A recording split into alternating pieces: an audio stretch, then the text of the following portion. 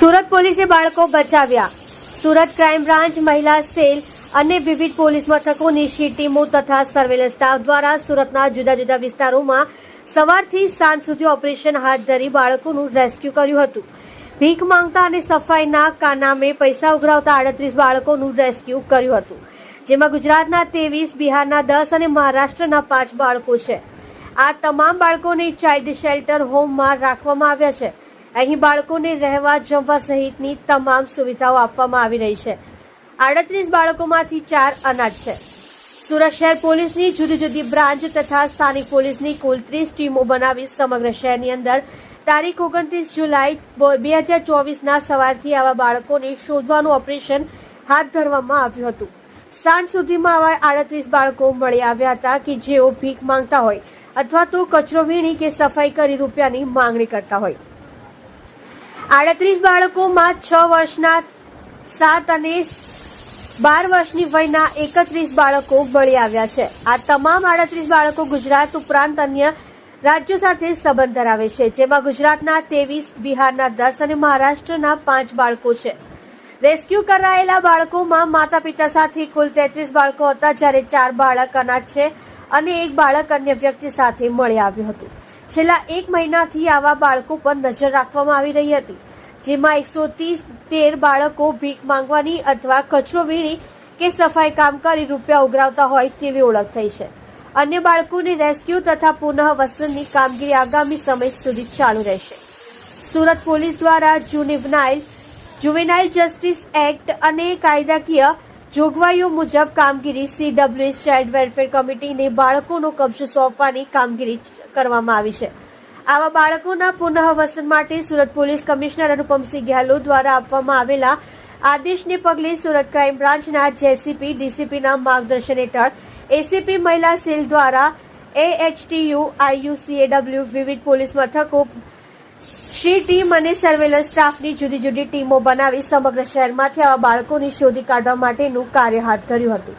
સત્ય માટે હંમેશા સત્યની સાથે જોડાઈ રહો. આર સુરત ન્યૂઝ ચેનલની સાથે. આપણા સુરત શહેરમાં જો 4 રસ્તાઓ છે, ટ્રાફિક સિગ્નલ્સ છે,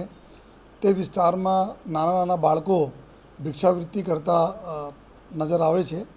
અને એના જ ધ્યાનમાં રાખીને કે આ બાળકોના ભવિષ્ય માટે એના ધ્યાનમાં રાખીને છેલ્લા 1 મહિનાથી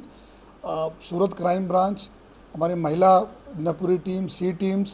એન્ટી હ્યુમન ટ્રાફિક ટીમ આ બધા સર્વે કરતી હતી અને સર્વેના અંતે અમે લોકો જો ટોટલ જેટલા બી સર્વે આપણે અહીંયા થયા કરીબ મોર દેન 50 જેટલા અમારા જંકશન્સ છે, 4 રસ્તાઓ છે જ્યાં આ બાળકોના કોઈ વ્હીકલ રૂકાય એના કાંચ સાફ કરીને પૈસા લે યા કોઈ પણ જો એના પેરેન્ટ સાથે જો કોઈ એના પેરેન્ટ વેચાણ કરતા હોય કોઈ વસ્તુને એના સાથે ભિક્ષા માંગતા હોય તો એવા કરીને ગઈકાલથી જ અમે લોકો જો અલગ અલગ 30 જેટલા ટીમો બનાવીને અને જેમાં ખાસ કરીને અમારે મહિલા વિંગની જો સી ટીમો અને ક્રાઇમ બ્રાન્ચ ASTUની ટીમ લાગીને અને આ કાર્યવાહી અમે લોકો કરી અને 40 જેટલા બાળકોના ગઈકાલે અને કન્ટિન્યુએશન મેં આજ પર જો આ ડ્રાઈવ ચાલે છે તો 13 જેટલા અભી મતલબ કુલ 53 જેટલા બાળકોના ત્યાંથી મુક્ત કરાવવામાં આવેલા જોઈએ. અને આ બાળકોના અત્યારે જો આપણા ચાઇલ્ડ વેલફેર કમિટી છે જેના અંડરમાં જો એ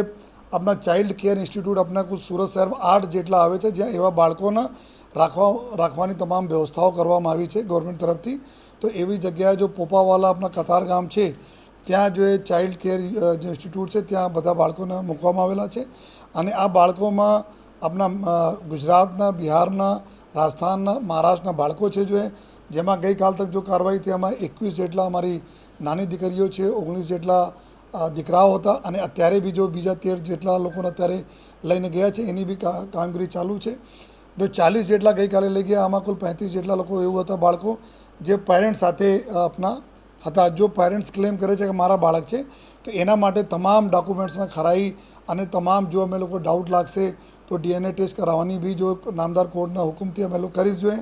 જેમાં જો CWCની જો ટીમ છે અને પોલીસની ટીમ આ બધા મળીને કરશે. અને 4 જેટલા બાળકો છે જો અમારા અનાથ બાળકો છે,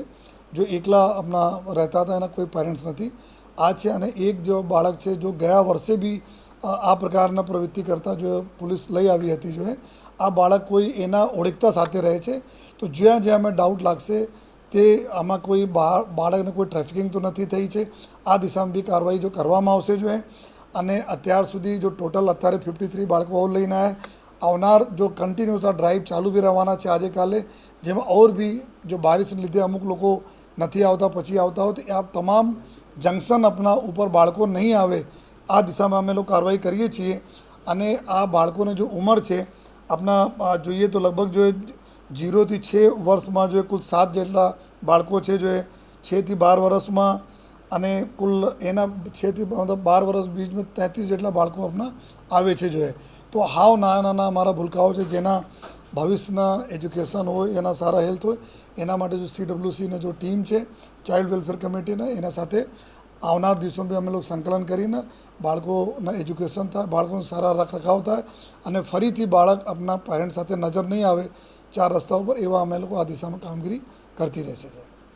સર આમની પાસે બાળકોની પાસે કોઈ ઓપરેટર તરીકે કોઈ વ્યક્તિ જે લોકોને હેન્ડલ કરતો હોય એવો કોઈ વ્યક્તિ શંકાસ્પદ મળી આવે કરી અત્યારે જો પેરેન્ટ્સ બોલે છે અમે આજ ખરાઈ કરીએ છીએ ખરેખર આ લોકો પેરેન્ટ્સ છે યા કોઈ આ બાળકોથી ભિક્ષાવૃત્તિ કરાવે છે જો સાથોસાથ 4 જો બાળકો છે જો અનાથ મળે છે એના કોઈ બીજા હેન્ડલિંગ નથી કરતા આ બાળકો ક્યાં જાય છે આ બારેમાં અમારી જો